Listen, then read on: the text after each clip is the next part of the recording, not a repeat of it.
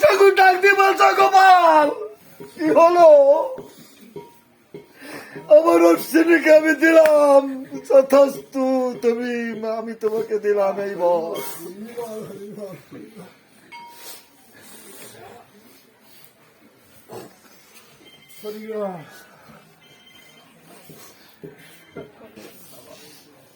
বিরাগী ভক্ত, যেরকম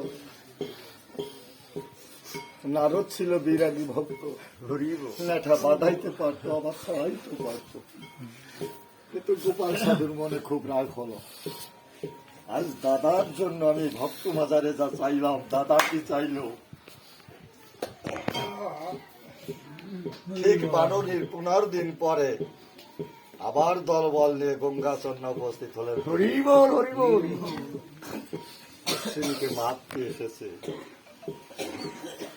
দলবল নিয়ে যখনই বাড়িতে হচ্ছে অশ্বিনী দামাটা নিয়ে নগরে গিয়েছে ভিক্ষা করতে। কেউ বলছে শনিবার, কেউ বলছে মঙ্গলবার, কেউ বলছে ছেলের জ্বর, কেউ বলছে মেয়ের জ্বর, কেউ বলছে আমার সংসারে বড় বিপদ, আমি কোনো চাউল টাউল দিতে পারবো না, কোথাও এক মুষ্ট চাউল পাবো না। ওই দিনে এই দিগ্বিজয় ছিল চাউলের ব্যবসায়ী, আমার বড় নৌকা ছিল, চিতলমারির বাজারে চাউল বিক্রি করতো। এই বাড়ি থেকে যখন রওনা দিচ্ছে নৌকো নিয়ে, গঙ্গাচন্নার পাশে কলাতলা গ্রাম মধুমতি, ওইখান তোমার যেতে যেতে সন্ধ্যা হয়ে গেছে। হঠাৎ ওই নৌকাটা নদীর মাঝখানে ঠেকে গেছে। হঠাৎ এত জীবন ওইখান দিয়ে নৌকো বাঁচছে, কোনোদিন নৌকো ঠেকে না। বলতেছে সবাইকে, দেখো তো এখানে কি হলো, নৌকো ঠেকে গেল কেন? নোংর ফেলায় দেখে, মানে নোংর মানে তো বোঝেন চোর, চোর পেড়ায় দেখে কি যে সত্যি সত্যি চর পড়ে গেছে। বলছে তোমরা একটু বিশ্রাম করো। সবাই বিশ্রাম করছে, আর আমার অশ্বিনী কলা গাছের ধারে দাঁড়িয়ে বলছে, উত্তরমুখী হয়ে দাঁড়িয়ে বলছে, বাবা গুরুচাঁদ, তোমার কাছে তুমি এই ভিক্ষা চাইনি, তোমার বাবার ভক্তরা সে অনাহারে থাকো। আমি তো এই ভিক্ষা চাইনি, আর যদি তোমার বাবার ভক্তরা আমার বাড়িতে অনাহারে থাকে, তাহলে এত কথা তোমার গুণগান কে করবে বলো?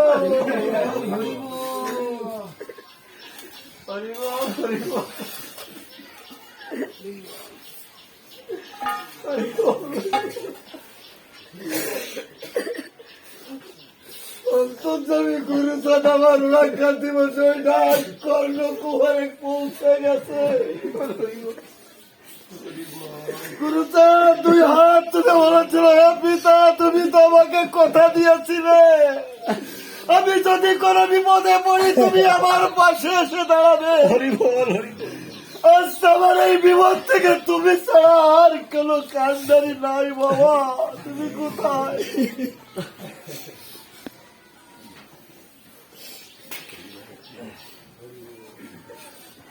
হঠাৎ দেখতে পায় ওই রাত্রে কে যেন ব্যর্থ পৃষ্ঠের উপর বসে আছে, মধুমতির ভিতর আলোকিত হয়ে গেছে তার রূপের যে জ্যোতি, মধুমতি আলোকিত হয়ে গেছে, আর ডাক দিয়ে বলছে, দৈব বাড়িতে হে দিগ্বিজয়, তুই আগে বস্তা চাউল দিয়ে তোর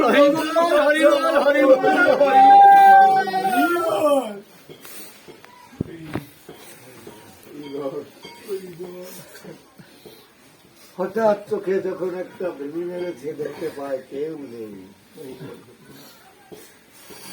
সঙ্গে সঙ্গে নৌকাখানা নড়ে গেছে। সবাই ওই ঘোনা, অশ্বিনীকে দাসই বাড়ি যেতে হবে। 2 ভক্তের কাছে চাউল মাথায় উঠিয়া দিগ্বিজয় ব্যাপারী আগে আসছে, 2জন পিছনে আসছে। গিয়া জিজ্ঞাসা করতে করতে কলা গাছের দ্বারা অশ্বিনী ওনার কাছে যে জিজ্ঞাসা করছে, আচ্ছা গোসাই বলতে পারেন অশ্বিনীর বাড়ি কোনটা? বলতে পারে অশ্বিনীর বাড়ি কোনটা?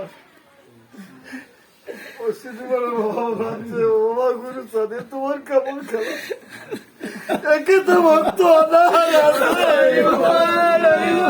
আবার তুমি কোন ভক্তদের পাঠিয়ে দিয়েছো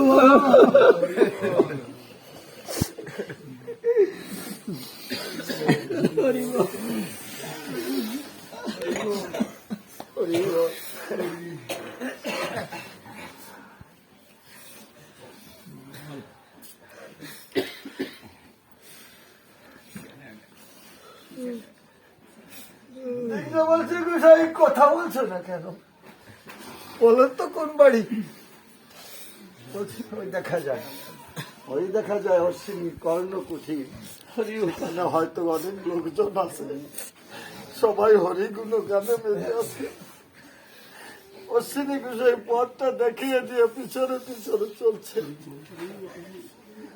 চাউলের বস্তা নামিয়ে দিগ্বিজয় ব্যাপারী ডাক দিয়ে বলছে আপনারা বলতে পারেন অশ্বিনীকে জীবন দেখেনি অশ্বিনীকে তো জীবন দেখেনি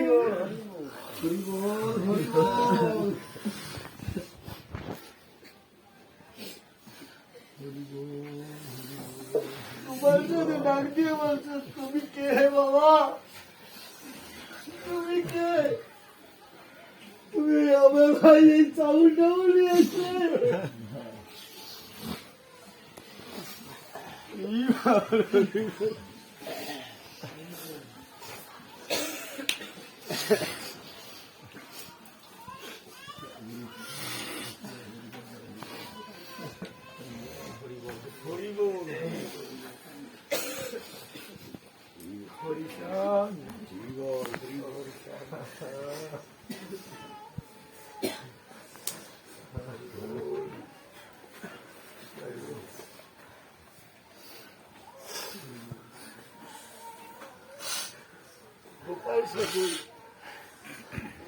ডাক দিয়ে বলছে অশ্বিনীকে খুঁজছো হ্যাঁ আমি অশ্বিনীকে খুঁজছি ওইটা তোমার পাশে দাঁড়িয়ে আছে অশ্বিনী গোসাই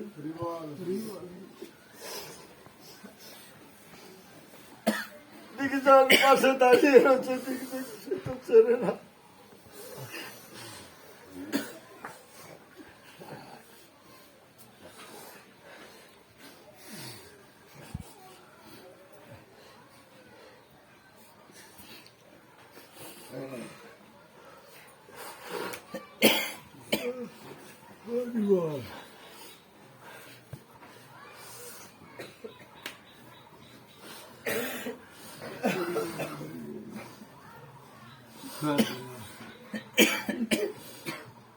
অশ্বিনী ডাক দিয়ে বলেছে তুমি কে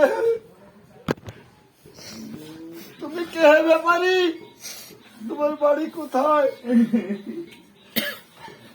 বলবো গোসাই কি বলবো আমার নাম দিগ্বিজয় বাড়ি আমার রঘুনাথপুর সামান্য চাউলের ব্যবসা করি তো তোমাকে এই অবেলা চাউল নিয়ে কে আসতে বলেছে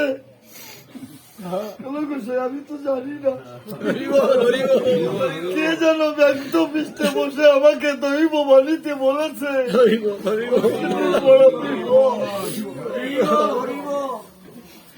তাই আমি চাউল টাউল নিয়ে এসেছি তোমার বাড়ি দেওয়ার জন্য দিগ্বিজয় তুই এতদিন কোথায় ছিলি রে তোর নাম দিগ্বিজয় রেখেছিল কেন জানিস চতুর্দেশ জয় করতে পারে তার নাম হয় দিগ্বিজয় আয় বাবা আমার মুখে আয়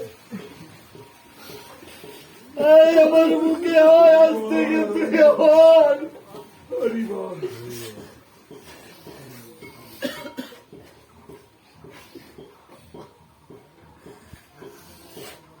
সেইখান থেকে উনি হলো দিগ্বিজয় গোসাই ওই চাউলের ব্যবসা শেষ ব্যবসা আর কোন চাউলের ব্যবসা ধরেছিল ওরাকান্তি চাউলের ব্যবসা ওরাকান্তি অশ্বিনীর বাড়ির ব্যবসা এছাড়া তার কিছু ছিল না। আমি তার নাতি হলেও আমি কিন্তু এক অক্ষর লেখাপড়া জানি না। শুধু অত্যাচার।